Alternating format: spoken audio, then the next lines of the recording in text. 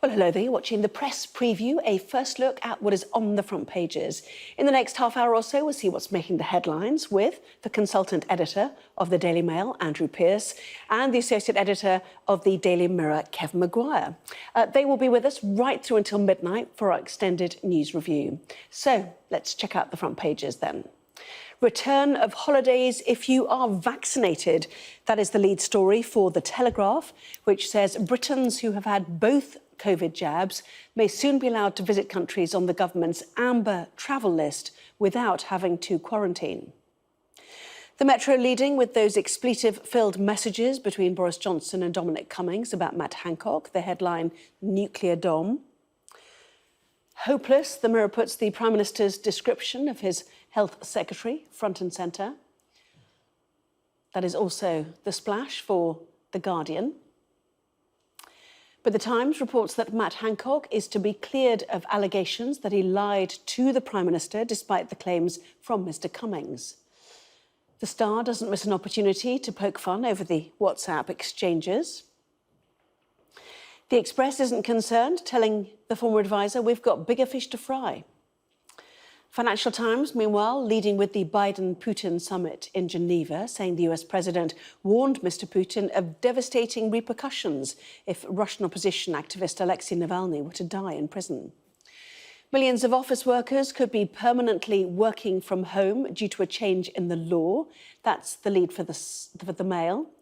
And The Sun has spoken to Coronation Street actor Kim Marsh, who is urging the public not to delay medical checkups due to the pandemic after her father was diagnosed with prostate cancer.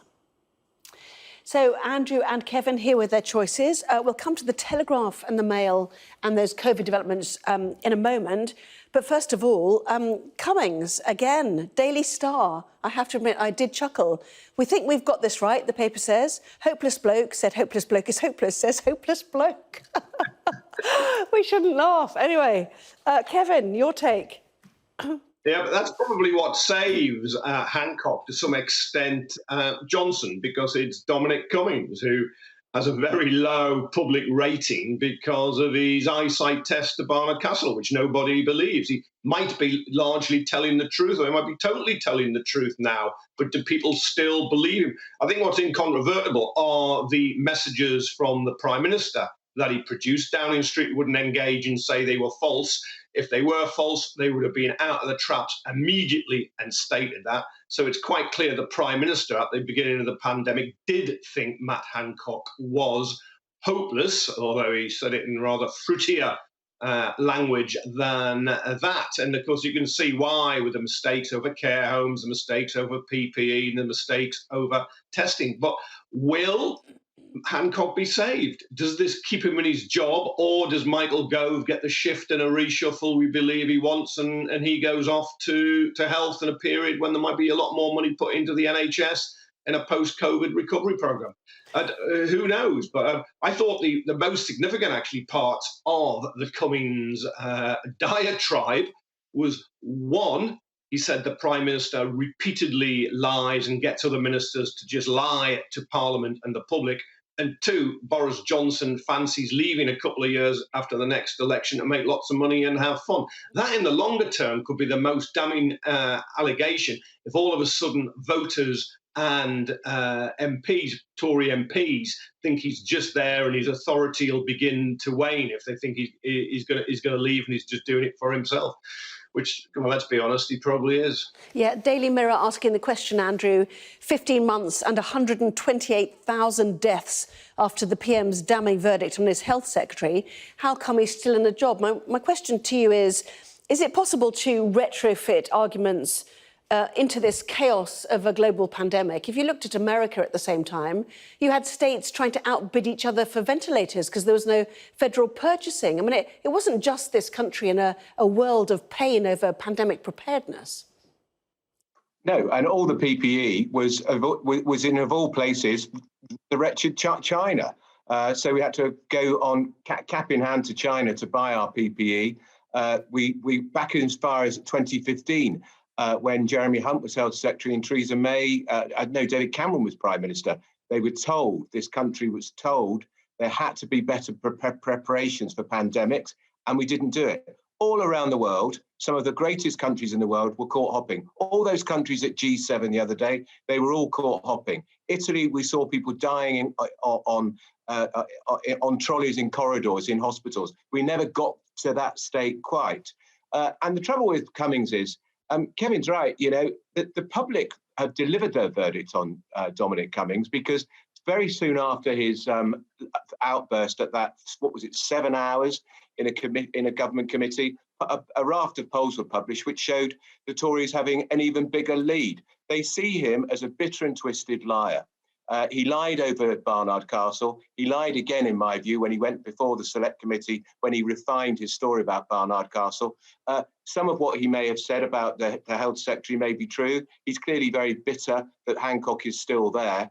But I also think the criticisms are right at the beginning of this pandemic, when it was really panic stations in Number 10, in the Department of Health, probably the same in the Elysee Palace, Germany, all major capital cities. They were trying to get to grips with this. And on one of the occasions when Boris apparently used that rather colourful language to describe the Health Secretary, that was the day he'd had been confirmed that he'd actually got coronavirus. So he was a man under even more stress than normal. I'm not excusing him, but I'm just saying I think people will read into this and think this was a very, very difficult time for any British Prime Minister. Even Tony Blair has said it was probably the most complex set of problems to face any British Prime Minister since the war. But the mistakes were legion to many people, were they not looking on, even at the time? And where does this end? The Guardian suggesting that Dominic Cummings has hinted that he intended to continue his campaign against Johnson's chronic dysfunction. So the whole idea that he did a thumbs up and declared victory before walking out the room to avoid serious discussion on subjects and was unproductive compared to Dominic Raab. I mean, the accusations go on, don't they?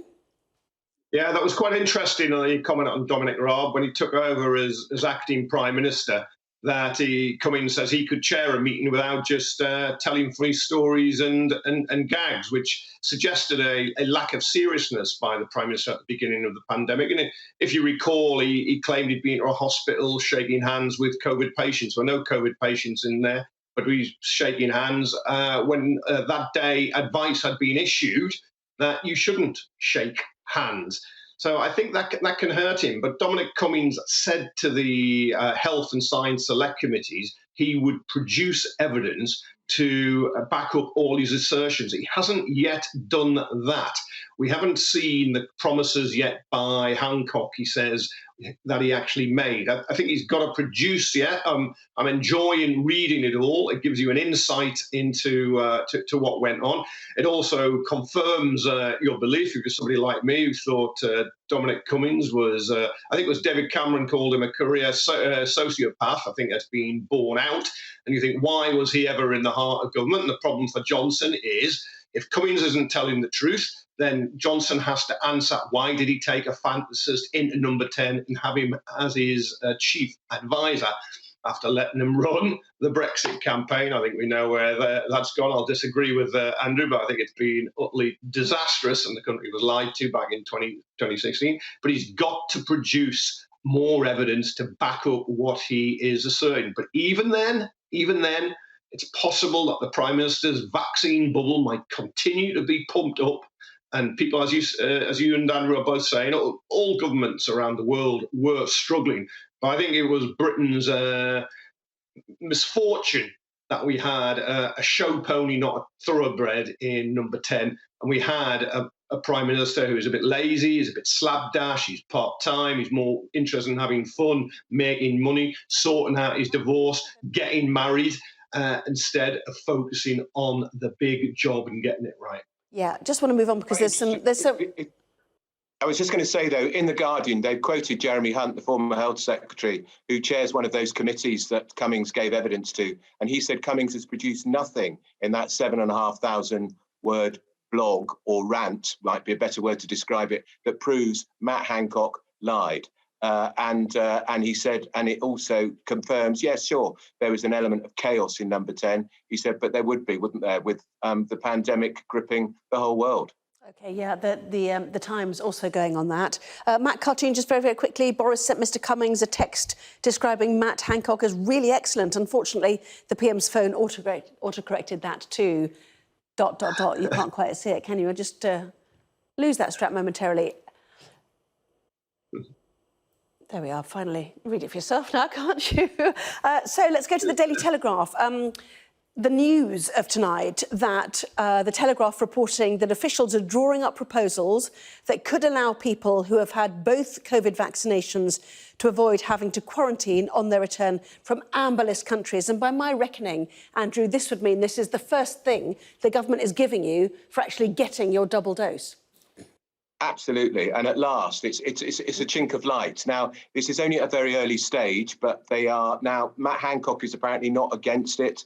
A lot of government ministers are looking at how to make this work, but it would be fair play. If you've got double vaccinations, you can go abroad to an amber list country such as France or Spain, and instead of then coming back and having to quarantine for 10 days, no quarantining at all. Now, you'll probably have to go through a raft of tests, which you'll have to pay for. But I think this will be cheered up and down the land because people are fed up to the back teeth of lockdown. I know most of it's been lifted, but we're still stuck with quite a lot until at least July the 19th. There was a bit of a shambles over people going on holiday to Portugal. It was always a risk because Portugal then went from green to amber. So there was then a great surge of people trying to get back, causing all sorts of inconvenience and expense. But this will really cheer people up. And it will be, at last, a piece of good news for the aviation industry, which is virtually on the floor now because they've had such a torrid 15 months. So I don't know how long it's going to take to get this sorted, but they should get on with it.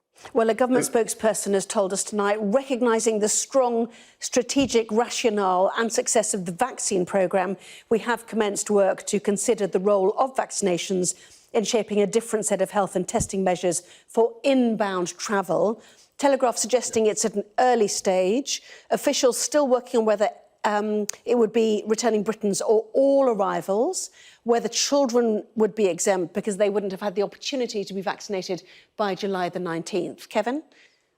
Yeah, the Telegraph say it'll go before the Cabinet in about a fortnight. And I think there's a little clue. This is a spin operation by the government to take attention away from what Cummings has said. All governments do it. Sometimes they do it successfully, sometimes they don't, because Matt Hancock, the Health Secretary, is now open to the idea and he's been opposed before. So maybe that's a source for where the Telegraph got the story. But when the Astra double jab gives you 92% protection, and the